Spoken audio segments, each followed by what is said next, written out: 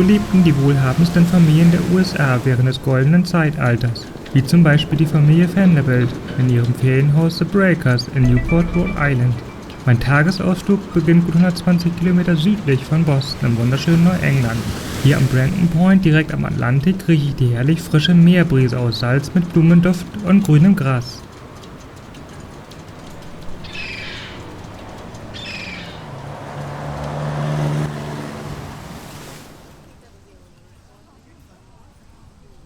Unser erster Halt ist The Breakers, das Sommerhaus der Familie Vanderbilt. Erkundet mit mir die wichtigsten Bereiche des Ferienhauses mit seinen 70 Zimmern und seht, wie die wohlhabendsten Familien während des Goldenen Zeitalters lebten. Das Gebäude ist die größte Privatresidenz von Newport und wurde 1893 bis 1895 für rund $7 Millionen gebaut, und zwar als Ersatz für das frühere Holzhaus, das im Vorjahr durch einen Brand zerstört wurde. Der Name Vanderbilt steht zusammen mit den Namen Andrew Carnegie, John D. Rockefeller und JP Morgan für den Beginn einer wirtschaftlichen Blütezeit in den USA im späten 19. Jahrhundert. Vanderbilt war zunächst als Reeder erfolgreich und später als Eisenbahnunternehmer, der unter anderem die New York Central Railroad aufbaute. Man nannte ihn den Eisenbahnkönig, Railroad Tycoon. Inmitten eines etwa 5,25 Hektar großen Parks wurde das dreistöckige Anwesen im italienischen Renaissance-Stil erbaut. Dies geschah nach Inspiration der Paläste in Genua und Turin aus dem 16. Jahrhundert mit Kalkstein-Fußböden aus Marmor und anderen kostbaren Materialien. Die Villa ist 76 Meter lang, 46 Meter breit und besitzt 70 Räume, von denen 33 als Wirtschaftsräume und Zimmer der Bediensteten gedient haben. Die Vanderbilts hatten 7 Kinder.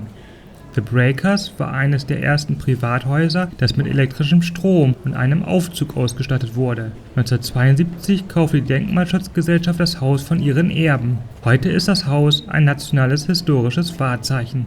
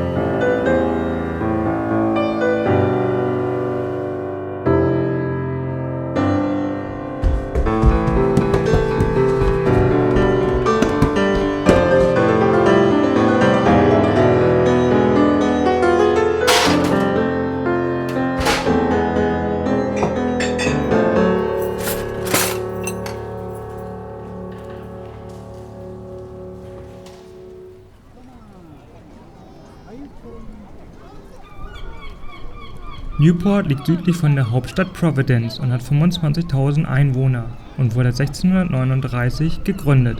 Hier liegt auch das Tennismuseum, die International Tennis Hall of Fame, ein Muss für alle Sportfans. Newport lädt zum Schlendern an beeindruckenden Klippen, einem köstlichen Mittagessen mit fangfrischem Fisch am idyllischen Hafen und zum Shoppen ein.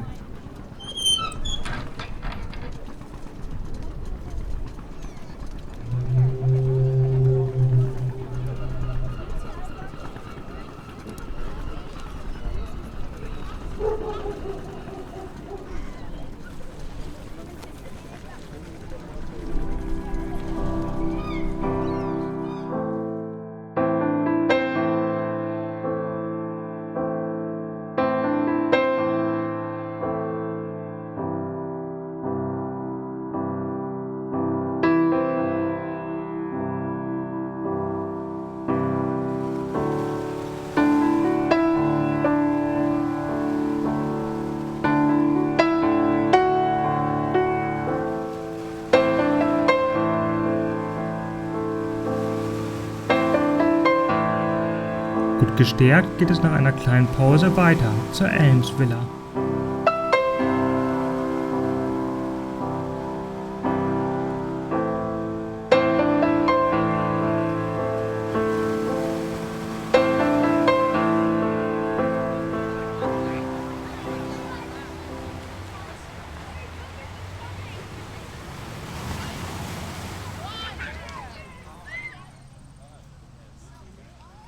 The Elms wurde 1899 als Sommerresidenz für den Großindustriellen Edward Julius Bearwind gebaut.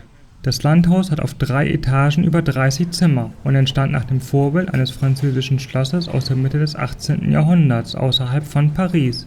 Er machte seine Kohle mit Kohle, genauer gesagt mit Steinkohle. Edward Julius Bearwind machte sein Vermögen in der Kohleindustrie von Pennsylvania. Die Bearwinds nutzten das Anwesen als Sommersitz bis Anfang der 1960er Jahre. Während Edward Julius Bearwind 1936 verstarb, nutzte es Julia, seine Schwester, bis zu ihrem Tod mit 95 Jahren im Jahr 1961.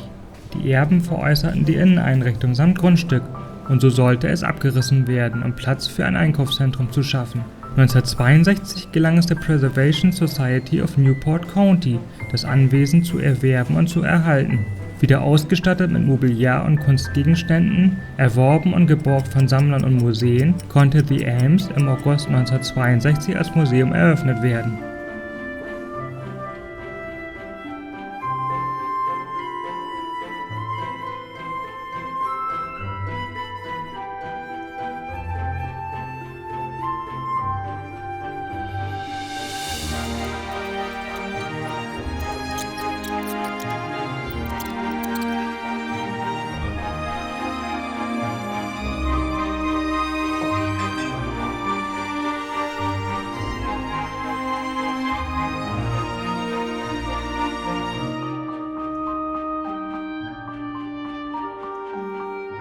Das ca. 4 Hektar große Anwesen ist umgeben von einer Sandsteinmauer mit einem großen schmiedeeisernen Tor, einer großzügigen Parkanlage mit Skulpturen und einem abgesenkten Garten, sowie mit Ställen und einer Garage.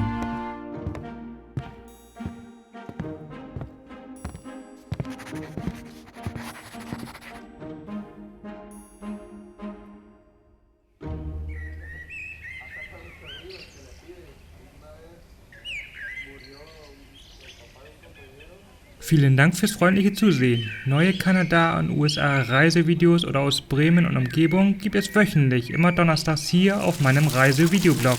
Jetzt kostenlos abonnieren und wir sehen uns beim nächsten Reiseabenteuer wieder. Flight number 1418, final call. Now closing at gate A6.